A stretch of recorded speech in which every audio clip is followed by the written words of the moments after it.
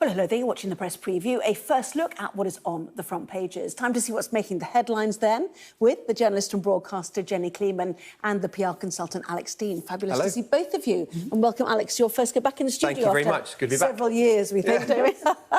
Anyway, let's take a look at the front pages, shall we? The arrest of 5 suspected Russian spies. Top story for the Metro with their headline, Putin spies seized in the UK. The Eye picturing 3 of the suspects and describes them as Russian spies arrested in UK suburbia. A similar theme in the Mail, which calls them spies who came in from suburbia. This is the front of the Mirror, the spies next door, the headline there. The Guardian explains that those arrested are Bulgarians suspected of spying for the Russian security services. The Times says they'd been posing as journalists before their arrest. Well, the Telegraph labels them the Northolt spy ring because 3 of them were arrested close to the RAF base, frequently used by the royal family, amongst others. Daily Express says, meanwhile, there's another big rise in the state pension coming next year, thanks to a large increase in wages and the triple lock, which decides how big the rise should be. The Financial Times reports on moves to buy into and break up one of the big 4 financial consulting firms, EY, formerly known as Ernst & Young. While The Sun looks ahead to the Women's World Cup semi-final tomorrow, urging the England Lionesses to waltz past the Matildas. And finally, The Star reports that the graves of the fabled Knights Templar have seemingly been found after 800 years in a church in Staffordshire, a discovery it says is worthy of the Da Vinci Code. Anyway, don't forget, scan the QR code that you'll see on screen during the programme. Check out the front pages for yourself of tomorrow's newspapers while you listen to our guests. And head straight to them, Jenny and Alex here. So, Alex, talk us through what we know so far and what the papers have been able to find out about this case, which has been slow to emerge, hasn't it, really? It's been slow for us to find out about, but we must expect our security services to have been on this for quite some time. 5 people so far, no sense of whether there are other cells involved that are going to be drawn into it. 3 charged and 2 further being questioned. A couple of interesting things about it for me. The use of Bulgaria as a cover country by the Russians is a very old story. You may recall that in From Russia with Love, James Bond runs into a Bulgar connection, and that's part of the story here. A further one is a kind of double bluff being suggested, where one of the people concerned declared on his LinkedIn profile that he was a signal intelligence expert. Well, yes, now I think we know what sort of signals and intelligence you might have been providing. Allegedly, of course. Allegedly, of course. But moreover, it sits within a picture in which the current head of MI5 has said that more than 100 Russian spies have been deterred from entering the United Kingdom since 2018. It sits in an environment where David Smith, of course, was arrested and sentenced to 13 years in prison for his spying in our embassy in Germany. And it just seems that some of these people have been here for quite some time. We have been penetrated by a foreign intelligence that does not wish us well. And, you know, the picture it paints also is of a Russian president who will not stop at whatever he needs to do to reach his means, amidst the context of war, obviously. Yes, absolutely. Although, by all accounts, these people had been living in this country for quite a long time, so it's not a sleeper cell that was created in response to the Ukraine war. I mean, these people have been here for quite a long time. And it's quite interesting because we now feel like we're in this different digital age and that spying still happens through hacking or spy balloons or this kind of thing. This shows that old-fashioned sleeper cells who can be people that are trusted by a foreign agent within a country it's still a method of espionage, and we haven't had arrests of Russian spies in this country for a very long time. But if you think about it, there are many unexplained things. You know, at this stage, we don't know what these specific people were involved in. But, for example, things like the Novichok poisoning, there are many things that we don't know. How was the Novichok brought into the country? So it is useful for foreign agents to have people planted in this country who can be called upon when necessary. And what's really interesting in the reporting, because obviously the story broke earlier on today, these people were arrested on the 8th of February, and it's only been announced today. And reporters have been out getting information about them, and they very much were embedded in their communities. They were the spies next door. They made cakes and pies for their neighbours. They lived in Harrow and Great Yarmouth in Norfolk. The 2 of them, who were a couple, apparently used to give classes on British culture, life in the UK, to other Bulgarians. So they were very good at kind of integrating themselves. So this is not something that's just in response to the Ukraine war. This is a long-term, seeded strategy to have useful people, if these people do turn out to be spies, useful people embedded in the British community. So let's just briefly pick it. And this front of the Daily Mail, I stress this person is not me, who's on the left, contrary to the views expressed by many wags online before appearing today. It's worth mentioning that, of course, whilst these people were foreign nationals, a number of the people who've been interviewed, interrogated, accused and indeed convicted by British authorities have been British nationals who've held sympathy with intelligence or activities from abroad, including Smith, who was arrested and convicted because he had sympathy for Putin's invasion of Ukraine. But Melita Norwood was, of course, the granny spy in suburbia. You can have an agent or a source for some decades. And part of the point about sleeper cells isn't necessarily that they spy directly. It's that they provide succour and support when those who are spying directly are in trouble or need them. And so that we don't know yet whether these people were directly involved in a great deal of espionage themselves. They may have been, the allegation may be, that they were going to be called up to support those who were involved in the front line. And the specific allegations, if we look through The Guardian, I mean, nearly all the newspapers are leading on this. Yes. In a sense, it's a news story for newspapers to get their teeth into in August as well, isn't it? Is about identity fraud, I suppose, isn't it? That's the point for the specifics of it. There are some quite remarkable details that have come out. What we do know from their arrest is that they were caught with an enormous number of documents on them. They had, apparently, passports, identity cards, papers for the UK, Bulgaria, Italy, Spain, France, Croatia, Slovenia, Greece and the Czech Republic. The Times is reporting that they had fake press cards and clothing, allowing them, if they had wanted to pose as journalists from Discovery or National Geographic. That would suggest people either who are holding these documents and materials to help other people pose or people who could do it themselves.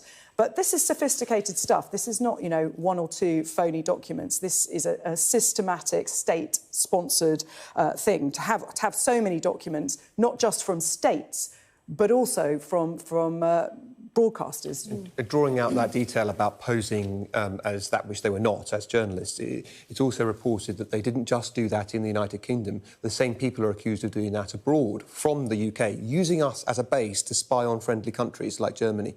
So if these allegations are true, it'll be rather like, you may recall, Angela Merkel said friends don't spy on friends when it turned out the Americans had hacked her phone. It may be unknowingly we were hosting those, not just spying on us, but spying on our allies as well. And the Telegraph makes something of the proximity to an RAF base as well. The Northolt spy ring they talk about here as part of these allegations. Yes, I mean, we don't know the details in all of this. Proximity means a kind of physical proximity there. I mean, one of the things that I found really interesting that is kind of brought out in this Telegraph reporting is if people have been in this country for a decade, how are they uncovered? Is it through intelligence? Is it through some whisperings coming back from Russia? Or have they slipped up somehow? And it's gotten in some interesting detail here. The Telegraph have clearly, dispatched their reporters, their 3 reporters on this story, to go and talk to neighbours. And one of the neighbours of the man in Northolt said that the Bulgarian claimed to have worked for Interpol and tried to erect a huge satellite dish on the side of the property. Subtle. So either that's a very clever double bluff, or perhaps, they got a bit arrogant, they got a bit lax, who knows. But, it's quite interesting what some of the neighbours are saying, lots of them saying that they had no reason to doubt them, that they paid their rent on time. She was very good looking, apparently. It's one of these things where it's like, right, let's scramble our reporters and see what we can find. We don't know very much at all. It is all the stuff of spy novels, really. But what's interesting is that this is still going on at a time when we expect that everything is done virtually. Human beings with eyes and houses and safe houses are still important. Human intelligence still vital, and there will be a film made one day, I have no doubt, and it'll be interesting. But the part of the film that we don't know yet is to your point about the uncovering.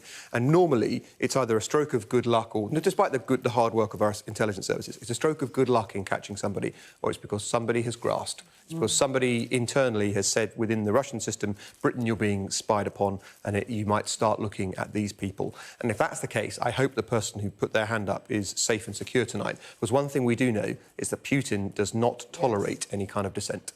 As we know from Novichok and Polonium-210. Remember those cases all too well. I think the Times is also leading on it. Have we got that one too? You've probably seen it. There we go. Russian spies accused of posing as journalists. The point you were making earlier. Once again, picturing those three who have been charged. Trio used forged press cards to carry out surveillance. The police claim. Again, it's allegations, as we have to stress. But of course, journalists get access into areas that other people do not, is part of the point you were making. Yes, and as somebody who's a journalist who relies on this kind of accreditation, that's very worrying that people could think that you're a spy.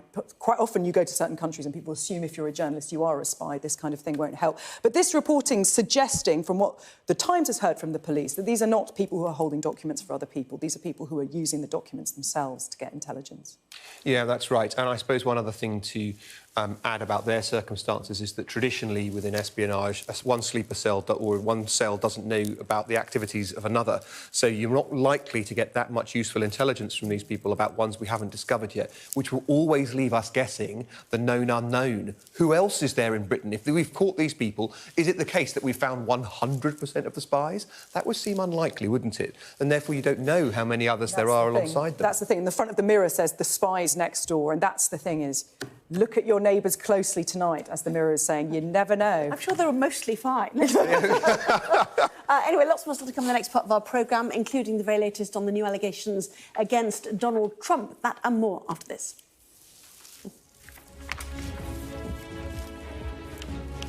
So much nicer.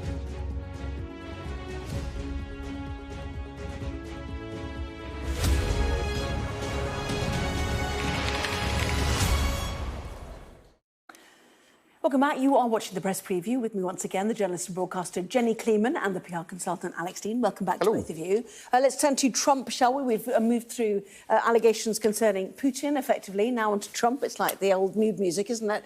Here we are. Trump charged using mafia laws over the election in 2020, once again. And Jenny, this time in the state of Georgia, which has implications, really, for the case. It does, because these are not federal charges, they're state charges. So if he were to become president, he can't pardon himself. These are racketeering charges that are normally reserved for mobsters, which have a minimum jail service or jail term of 5 years. And it could potentially be televised, this trial, which the other three charges, because this is now the fourth criminal charge. He's got 91 felony charges against him. 4 trials happening next year. 2024 is going to be a busy year for him if he's the Republican candidate, because as well as trying to become president, he's also going to be fending off all of these charges in court. But this one is significant, even though you might be struggling to keep up with all the different charges against him. This one is significant because he may have to appear in court on TV, and he has 10 days to answer. But, he's facing a minimum of 5 years in jail if he's found guilty.